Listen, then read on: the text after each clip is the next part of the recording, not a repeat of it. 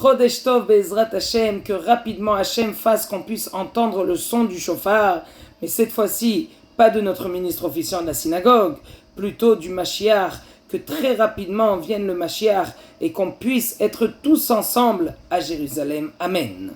Alors on va juste rapporter quelque chose d'incroyable avec le mois de Elul.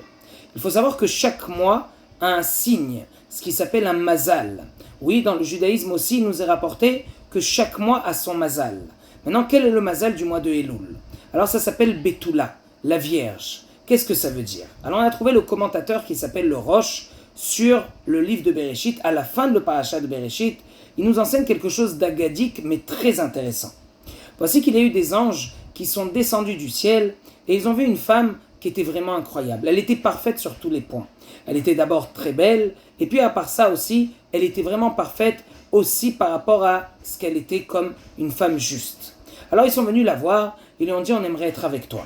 Cette femme qui était une grande dame leur a dit la chose suivante, je suis d'accord mais si vous me donnez vos ailes.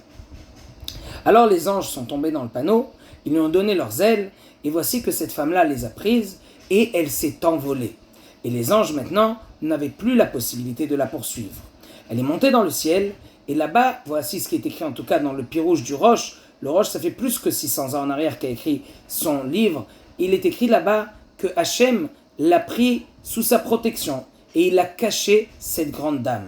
Et cette grande dame, donc, qui s'appelle une vierge, qui a réussi à ne pas tomber avec ses anges, voici que jusqu'à aujourd'hui, nous avons ce mois de Elul qui s'appelle la Vierge. Pourquoi? Et ça, c'est quelque chose de très important.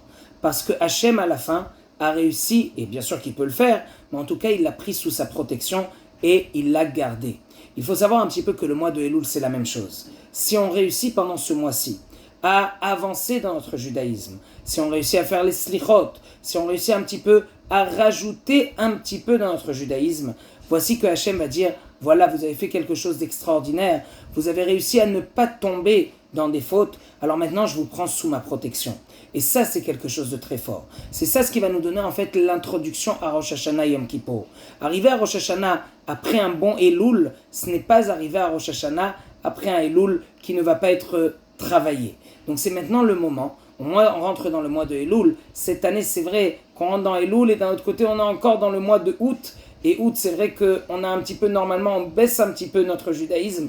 Mais non, il faut vraiment pousser pour que Be'ezrat Hashem, grâce à ce mois de Elul, on ait tous et toutes une très bonne année. Amen. Que des bonnes choses et que des bonnes nouvelles.